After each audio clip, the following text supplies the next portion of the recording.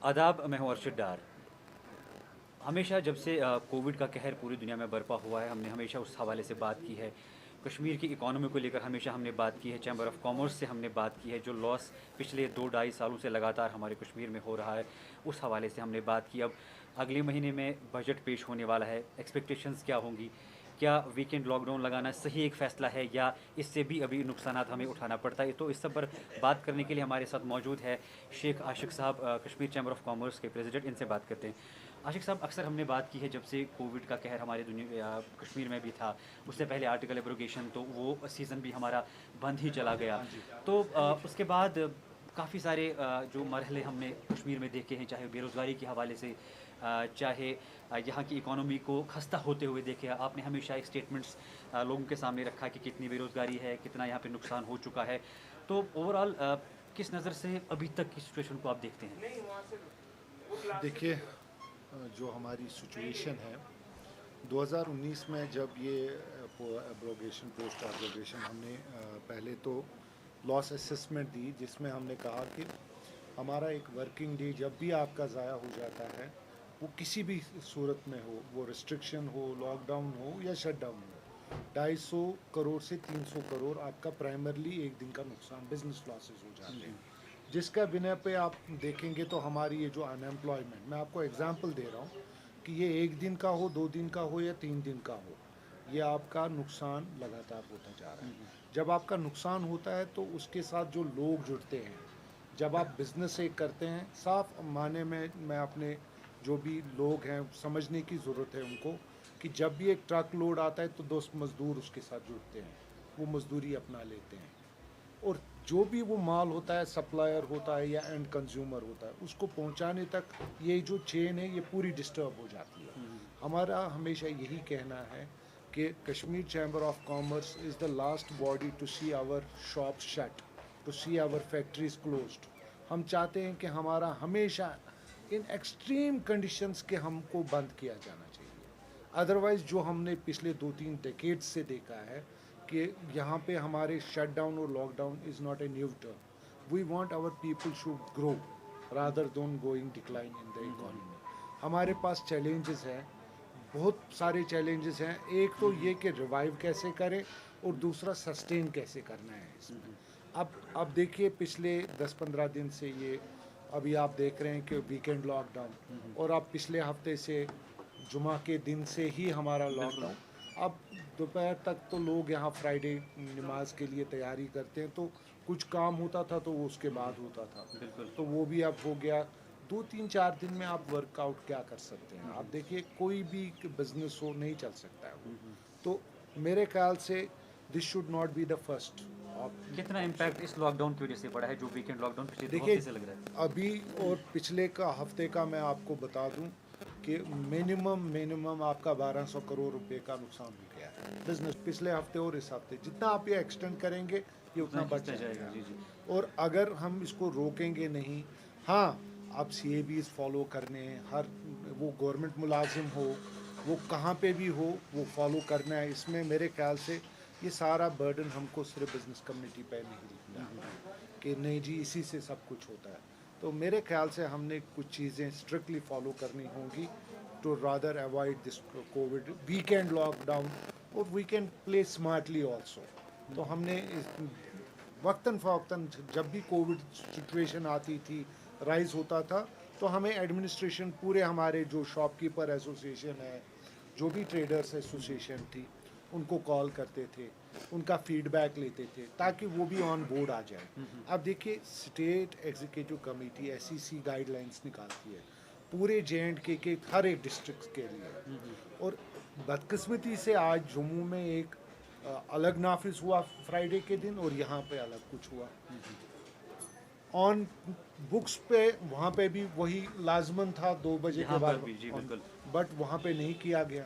तो यहाँ पे एक मतलब जो आपको यकीन नहीं होगा कि हमें कितने कॉल्स आए, हमें कितनी व्हाट्सएप मैसेजेस आए। तो डिस्पैरिटी और इम्बैलेंस नहीं करना है। अक्सर जब भी सर्वाइवल मोड की बात करेंगे या इकोनॉमी को लेवल में लाने की बात करेंगे, तो हमेशा सरकार के पास एक रिहैबिलिटेशन स्कीम होती है, रिवाइवल स्कीम होती है। क्या उस बारे में कभी सरकार से आपकी बात हुई या कोई पैकेज आने वाला है या इस तरह की कोई डील हुई है? देखिए, अभी तक मैं आपको साफ बता दूं कि एक दो मीटिंग्स ऐसे हुई कि जो यूनियन फाइनेंस मिनिस्टर के कहने पे हुई हैं, और हमने उनके साथ जो अपना फीडबैक है रिवाइवल मेजर्स का वो उनको शेयर भी किया और सॉर्ट ऑफ अ मेमोरेंडम भी दिया है, और that was on the directions of the union finance minister. और फिर यहाँ पे हमने एडिशनल फाइनेंस कमिश्नर जो एडिशनल चीफ सेक्रेटरी भी हैं, अटुल डुल्लू साहब को भी हमने जब दिया था प्री बजट उनके साथ जब हुई थी। तो अब देना और कहने में फ़र्क होता है। अब देने की बात जब आ जाएगी तो हम भी उम्मीद से हैं कि जो भी अब देने के टाइम पे आ जाएगा तब हम आपके साथ रिएक्ट तो कर ही लेंगे, और उम्मीद रखते हैं कि इन सब चीज़ों को ख्याल में रख के बिलखसूस मैं कहूँगा कि कश्मीर को लॉकडाउन और कश्मीर ये चीज़ें आपस में बहुत मिली हुई हैं। इन चीज़ों को देख के अगर एक हमको एक पॉलिसी कम्प्रहेंसिव रिवाइवल पॉलिसी दी जाती है तो मेरे ख्याल से यहाँ के बिजनेसमैन, वो छोटा हो बड़ा हो, होनहार लोग हैं, रिवाइव कर सकते हैं अगर मौका मिले। आने वाले वक्त में एक बजट पेश होने वाला है, क्या आपको कॉन्फिडेंस में लिया जाएगा या आपकी तरफ से यही से पहल होगी कि बजट में क्या होना चाहिए, कितना लॉस है, कितना हमें मिलना चाहिए? देखिए, बजट में क्या क्या चीज़ें होनी चाहिए ये हमने फीडबैक पहले भी दे चुका है। अब जब बजट अनाउंस होगा उस पर नज़रें रहेंगी। पहले तो सेंटर का बजट है और सेंटर ही यहाँ का भी यूटी का भी करता है, तो मेरे ख्याल से ये they are sort of interlinked with each other. तो हमारी नज़रें तो डेफिनेटली उधर ही हैं, और हमें एश्योर किया गया है कि ये जब ये सारी मामलात हैं ये उनको देखा जाएगा और कंसिडर किया जाएगा। So let's hope for good. अगर कुछ कर देते हैं तो बहुत अच्छी बात है, क्योंकि लोगों की यहाँ पे अभी जो आप देख रहे हैं, मैं आपको एग्जांपल दूंगा। आज मैं I was going through this social media and I saw some female entrepreneurs who have made some dairy farms. तो अभी डेयरी फार्म चला रहे हैं, अभी उनके पास पिछले 10-15-20 दिन से ग्राहक नहीं है। क्यों नहीं है? जब आप लॉकडाउन हो जाए, लोगों की आमदरफ्त कम हो जाती है, तो आज के डेट में जहां हम encourage करते हैं यंग एंटरप्रेन्योर्स को आप आगे आ जाइए, और सपोर्ट सिस्टम ना हो तो मेरे ख्याल से they are bound to fail.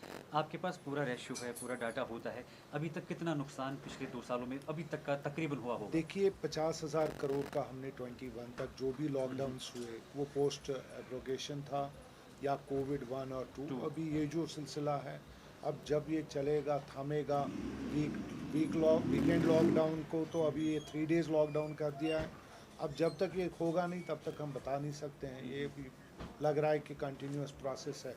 But हमने कल भी आप प्रेस रिलीज़ में और एडमिनिस्ट्रेशन को ये कहीं तरीके से अपने तरीके से उनको बात भी की है कि जब भी आप आइंदा डिसीजन लें तो काइंडली और कॉन्फिडेंस में ली, ताकि ये रीजनल एक बैड फीलिंग ना आ जाए। आशिफ साहब, एक वक्त ऐसा भी था जब आपने एक मुहिम शुरू की थी, जो यहाँ पे नौजवान लड़के और लड़कियाँ हैं जो इस काम में आना चाहते हैं, किसी भी काम में आना चाहते हैं, तब आपने कहा था कि कोई भी हमसे कांटेक्ट कर सकता है, हम एक स्मूथ ट्रैक उनके लिए प्रोवाइड कर सकते हैं। क्या वो प्रोसेस अभी भी चालू है? देखिए, आज भी मैं कहूँगा जिन लोगों को काम करना होगा, those who have fire in their bellies, they never stop. और ये कोविड हालात जो है ये आएंगे जाएंगे। अब इनके साथ एज अ कम्युनिटी और पूरी कौम, आपने देखा होगा कश्मीरियों ने पूरा अच्छी तरह से इसको फेस किया, डिसिप्लिन तरीके से। जब ये पीक पे भी आ गया, डिक्लाइन पे भी आ गया।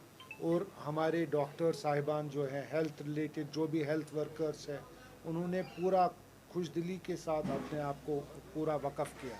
तो we salute those warriors, they are health warriors. और जब भी बिज़नेस कम्युनिटी उनको शाना बशाना उस टाइम पे भी साथ चले। जी जी। तो आपको मैं याद दिला दूं कि जब पहली कोविड वेव में Kashmir chamber of commerce and industry में पहला 1 लाख मास्क हमारा ड्यूकॉम ऑफिस को गया, जो सिर्फ रेड जोन्स में दिया गया, बिलो पॉवर्टी लाइंस में। तो वो एक स्मॉल इनिशिएटिव था इस वक्त। आज के डेटों में देखेंगे हम कि जितने भी हमारे यंग एंटरप्रेन्योर्स हैं, हम चाहते हैं कि वो आगे आ जाए। आपको मैं बता दूं, जिन्होंने भी लैंड अप्लाई किया है कश्मीर जोन में, 99% हमारे कश्मीर लोकल्स हैं। और हमारा अब आगे जाके ऊपर वाले की क्या मर्जी होगी, कोविड कब तक रहेगा, कोई कुछ किसी को कुछ पता नहीं है। हेल्थ एक्सपर्ट भी कितने फेल ही हो गए हैं। तो let's hope for good only. उम्मीद रखते हैं कि इंशाल्लाह आइंदा के लिए खुश हो, और ये जो कोविड की जो उछाले ये वापस आखिर में normal आखिर में मेरा एक सवाल होगा जो एक आम इंसान का सवाल भी होगा, आपका सवाल भी होगा। जी। जो लगातार पिछले 2 साल से जो तालीमी इदारे बंद पड़े हैं, हाँ। वो भी एक बिज़नेस ऐसा सेक्टर है जो काफ़ी अरसे से लॉस में चल रहा जी। है और हमारे कोचिंग सेंटर्स बंद है। तो कितना आप कहाँ पे हमारे बच्चों का मुस्तकबिल आप देखते हैं? देखिए आपने बहुत अच्छी बात कही है कि एजुकेशन पे कोई कंप्रोमाइज़ नहीं होना चाहिए। देखिए लाइफ के बाद जिस तरह एक लाइफ में बहुत ज़रूरी है पानी, हवा, हुँ, हुँ। इसी तरह मेरे ख्याल से एक आम ज़िंदगी बसर करने के लिए एजुकेशन एजुकेशन इम्पोर्टेंट है। वेरी हुँ, इम्पोर्टेंट। हुँ। तो हमारे कोचिंग सेंटर्स को कॉन्फिडेंस में लिया जाना चाहिए कि सीएबीएस को कैसे वो फॉलो करेंगे। बिल्कुल। एकदम वो जो जुट में हुँ, हुँ, हुँ। बिठाते हैं बच्चों को वो नहीं होना चाहिए। मगर मेरे ख्याल से अब ये टाइम आ गया है या आने वाला हुँ, होगा हुँ। कि डिसीजन लेना होगा स्कूल्स और क्योंकि कोचिंग हाँ, सेंटर में। तो ये उनको बिठा के एक बिल्कुल अच्छे माहौल में एजुकेशन पे कोई कंप्रोमाइज़ नहीं। बहुत-बहुत शुक्रिया आपका, आपने अपना कीमती वक़्त हमें दिया, बहुत-बहुत शुक्रिया। ये थे शेख आशिक कश्मीर चैम्बर ऑफ कॉमर्स के प्रेसिडेंट। हमने रिहैबिलिटेशन के हवाले से बात की, जो आने वाला बजट है उस हवाले से बात की, क्या उम्मीदें हो सकती हैं इंशाल्लाह अगले प्रोग्राम में एक और शख्सियत को लेकर आपके सामने हाज़िर होंगे। तब तक दीजिए इजाज़त, अल्लाह हाफ़िज़।